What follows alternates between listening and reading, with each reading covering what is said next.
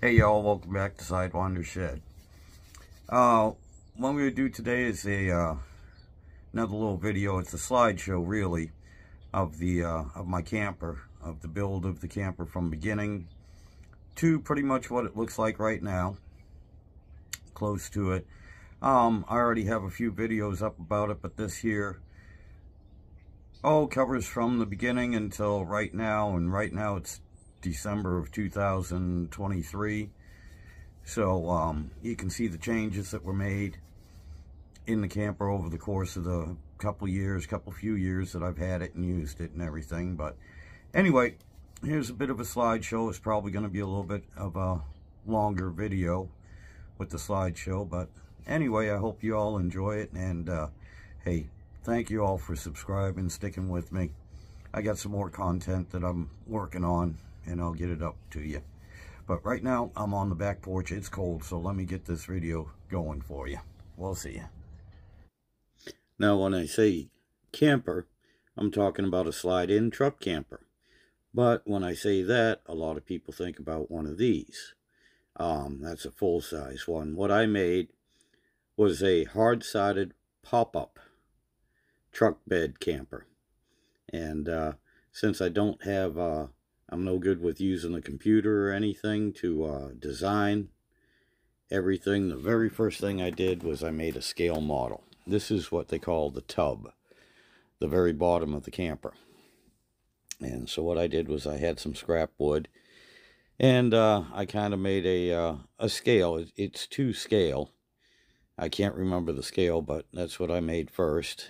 And again, because I'm no good with AutoCAD or designing anything on paper or with a computer, once I got the tub made and actually put the sides up on for the bottom half of the camper, then I mocked it up. And it went through several different designs, and my brother-in-law John was a big help with helping me figure out where I wanted everything to go. But this was the process, and this was done pretty much over the winter outside in my driveway. And I had bought a 10 by 20 temporary carport. You know, it was made out of almost like that blue tarp material. But as you can see, we mocked everything up. A lot of those 2x4s are gone also. They were whittled down to a lot of 2x2 or 2x3 or 1x's, whatever I needed. This here was all just used to mock it up so I could see how everything fit. And again, it went through several different design changes. This I don't have pictures of them all, just like I unfortunately lost all the pictures of the actual build before I even got to this point. And I didn't build this thing all by myself. I had lots of help. I had my brother-in-law John help me, my wife helped me, a friend of mine Steve helped me, my buddy Doogie, who'll be both of those people, Doogie and Steve, will be mentioned later when it came to the metal work. And again, that's the bunk area. That's our bed area. And to the left, you know, it's there's our toilet. This is looking out the back end of the camper, where you would enter it from the tailgate. The bunk is towards the front. Over here is where I originally planned to have the sink and the toilet, honestly. But again, that changed. Now, once I did all the mock-up, I had to tear everything out of it, everything apart, and put down this flooring. Which was, again, a gift from Doogie. Some leftover he had. It's a very nice, I guess, vinyl flooring, very high-quality stuff. And now you can see the carport that we were in. But, and on the right, that's 1/4-inch thick steel angle iron. Again, got from Doogie, I believe. And that is there for support, because this camper actually weighs almost 2,000 pounds when it's completed. And that piece of black angle that you see up there, you'll see it again in a better picture here, but that's what the jacks slide into, that hole right there. The jacks to lift this camper up off the ground and up off the camper slide right in there, just like that.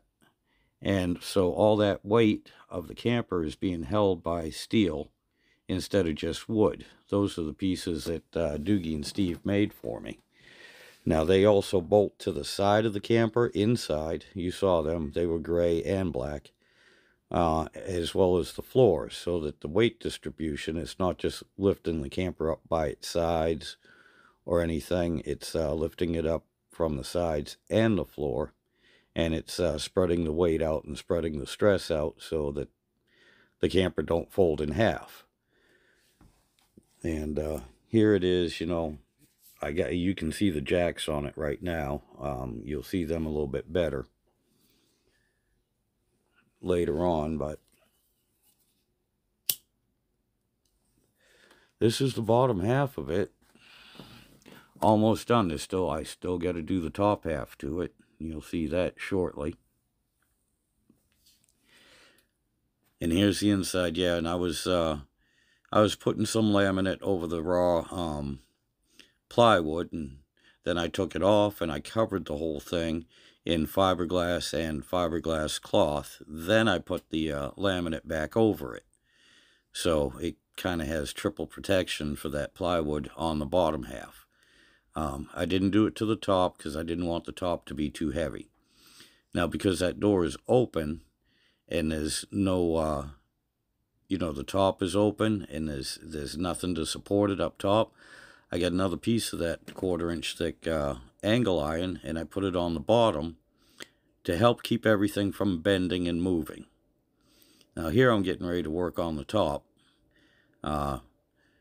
Those 2x4s you see on the back side right there, that's the top. That's going to be the frame for the top that raises up and lowers. You'll see my wife here shortly. I'll show you how it raises up, or how it's supposed to anyway. This was a dry test. There we go. She lifted it up to see if those guides and those runners, which are all ball bearing, were set properly. And there it is back down. And this next set of pictures kind of came out of order, but this was the sink that I put in the inside of the camper. And honestly, at the time, that faucet that's on there, a nicer faucet in that camper than what I had in the house. And yes, the camper does carry its own water, its own fresh water supply. It's 25 gallons. And it has an electric pump on it that runs off 12 volt. The camper has its own battery supply separate from the truck. But here we go. Now I'm putting the skin on the outside of that frame. As you can see, I built the frame up, cut it to size and everything.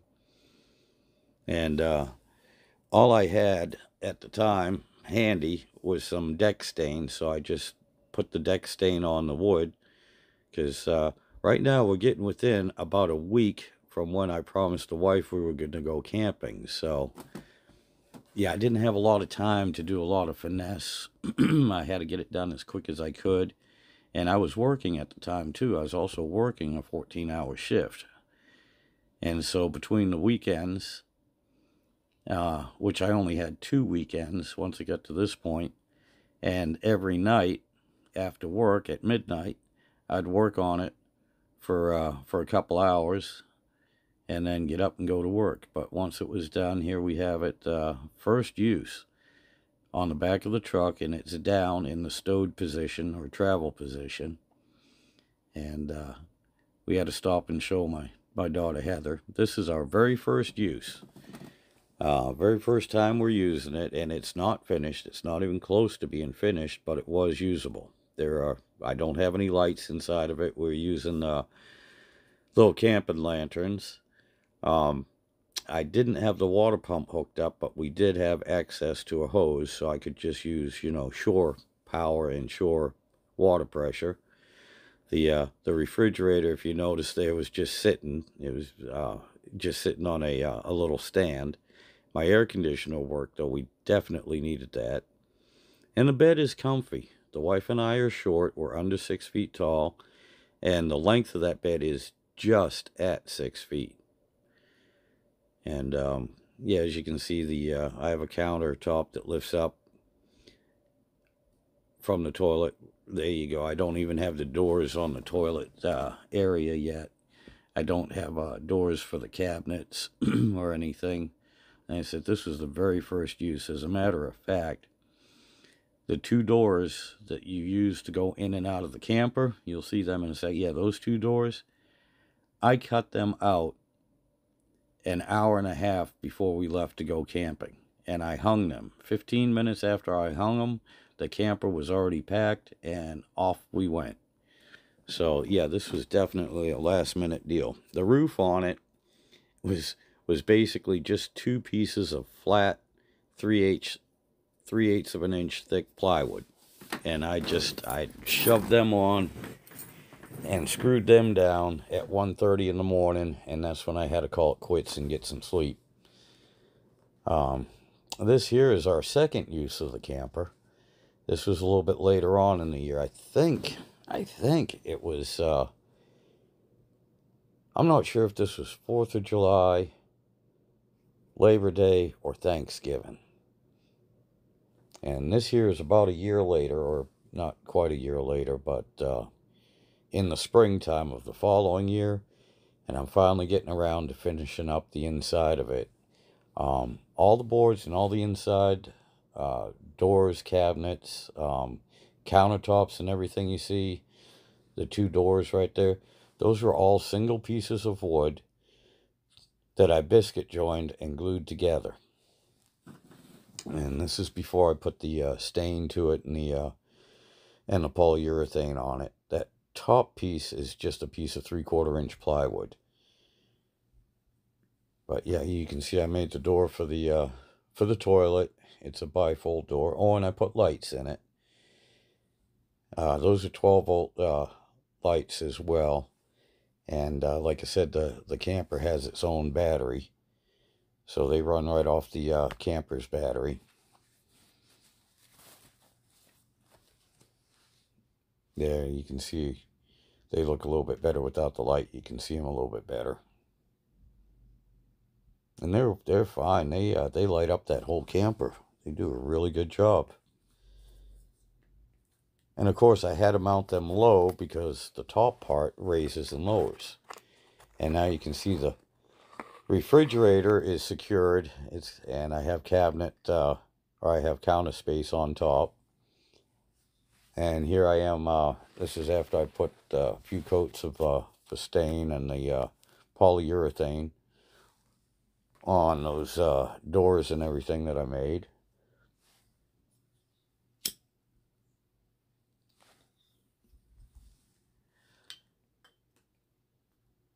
And yes, the camper is a mess because I'm actually in there working at the time. And the reason why I snapped this picture is because the wife said, "You're not going to take a picture of this thing all trashed and everything, are you?" And I said, "Yes, I am."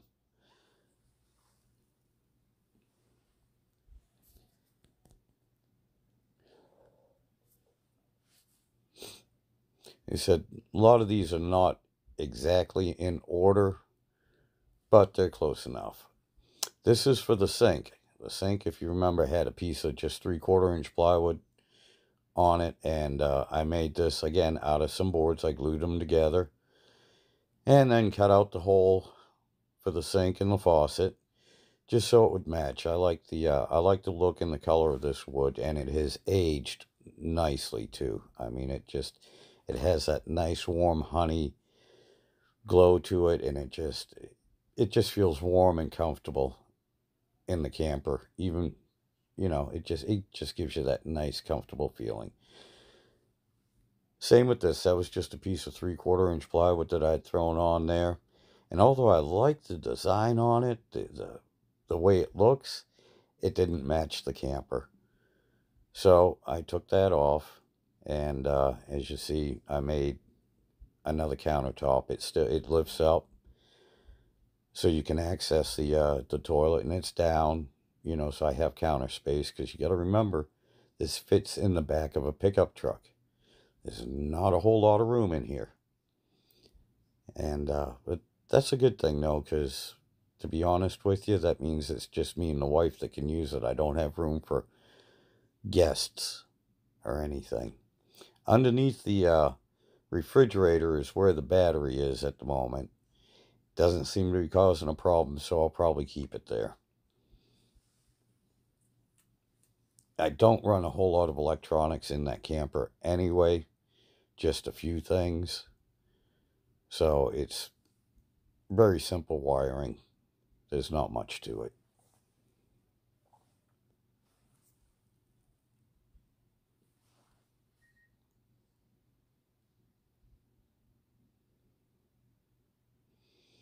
And that electrical cord, I haven't wired it so I can just plug a cord in to the outside of the camper, so we just kind of run it inside to run the refrigerator and the air conditioner, you know, the heavy use items. And like I said, there's our commode. It's a cassette type commode, so it's you can take it out and empty it. And when you're sitting on the bed, if one of us has to get up and use the bathroom, you can see that there is a bit of privacy, so we're not staring at each other. And no, we don't do number 2 in that toilet unless it's an emergency. That's just there for, you know, liquid waste, basically. But it is available, which, trust me, it happened to me once. 2 o'clock in the morning, and there was no way I was going to make it to a real toilet. So it does come in handy.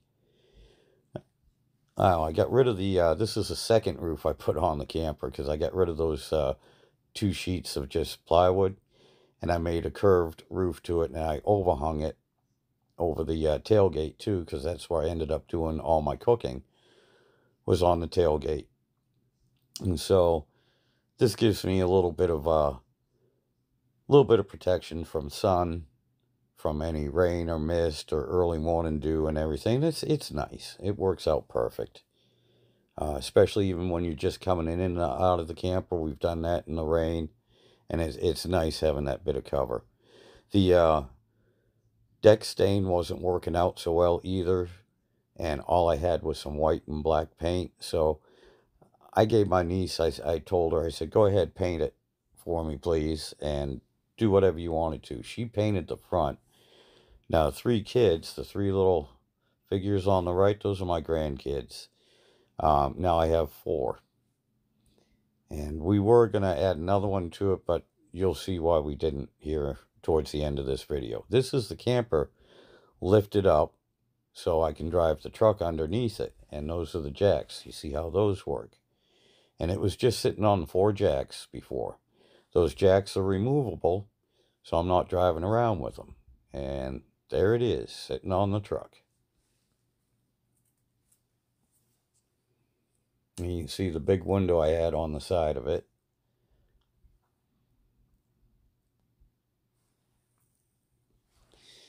And she doesn't sit too high above the truck either. I think that's 18 inches at the peak. And like I said, this is where I do most of my cooking, is on the back side. I got a little 2-burner Coleman stove. And I have another little table that makes an L towards the passenger side. And that's where I do all my cooking and prep. And as you can see, the tailgate will shut with the camper on the truck.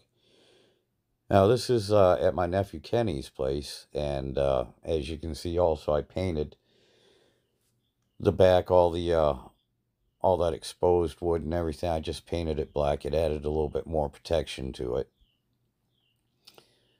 But I was having trouble with the front end of the truck, and it was all over the place with the camper, so I left the camper at my nephew Kenny's until I could fix the front end of the truck. I needed a new steering box.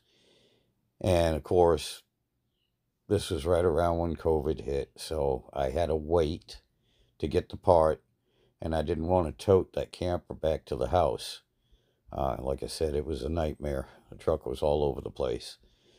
So we left it there.